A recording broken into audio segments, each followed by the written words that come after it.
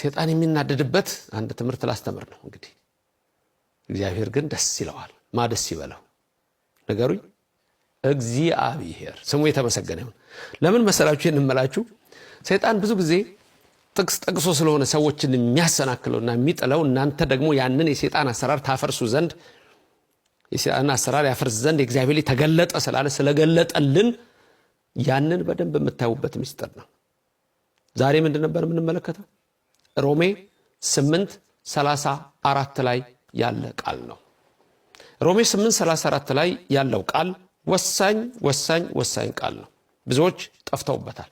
ብዙዎች ወድቀውበታል ብዙዎች ተሰናክለውበታል ብዙዎች ከእውነተኛይቱ እምነት ወጥተውበታል ስለዚህ አሁንም እናንተ ኦርቶዶክሳውያን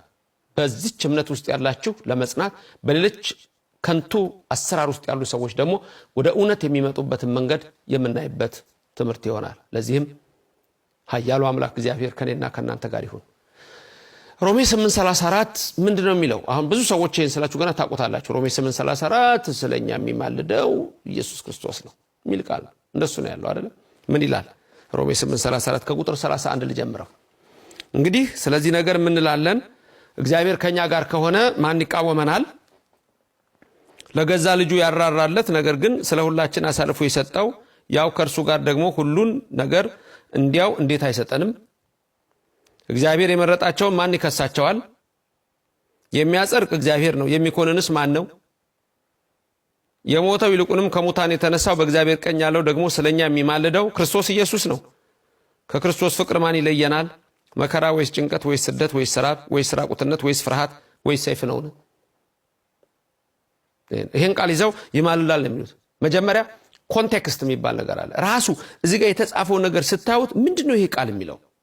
ምንድነው ማስተላለፍ የሞከረው ምንድነው ቅዱስ ጳውሎስ የሚለው የሮሜ ክርስቲያኖች ምንድነው ያስተማራቸው ራሱ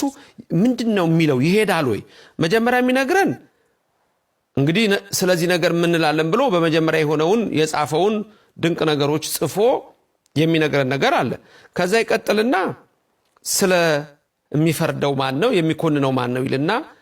እግዚአብሔር ነው ይልና የሚፈርደው እግዚአብሔር ነው ይልና የሚኮንንስ ማን ነው ይልና ያቆማል በጥያቄ ምልክት ተመልከቱ የሚያጸድቅ እግዚአብሔር ነው አለ የሚኮንንስ ማን ነው ብሎ ካለ በኋላ ቀጥሎ ያለው ቃል ምንድነው የሞተው ይልቁንም ከሙታን የተነሳው በእግዚአብሔር ቀኝ ያለው ደግሞ ስለኛ የሚማልደው ክርስቶስ ኢየሱስ ነው አለ የሚኮንነው ክርስቶስ ኢየሱስ ነው እኮ የሚለው መኮነን ማለት ደግሞ ምን ማለት መሰላችሁ ኮነነ ገዛ ነው ወይም ፈረደ ነው በዛ ነው የሚሄደው ስለዚህ ከቃሉ ገና ስታዩ እኮ በጣም እኮ አስተውላችሁ ሂዱ የሚያጸድቅ ማን ነው እግዚአብሔር ነው አለ የሚኮንን ማን ነው አለና ውስጥ ማብራሪያ የተጻፉ ነገሮች አሉ መጨረሻ ላይ ግን ማን ነው የሚፈርደው አለና ኢየሱስ ነው አለ መሃል ላይ ያለው ቃል ግን የሚማልደው ከዚህ ጋር ኮንቴክስቱ አይሄድም አያችሁ በጣም ብዙ ጊዜ መመርመር የሚያስፈልገው ለዚህ ነው ገብቷችኋል እምላችሁ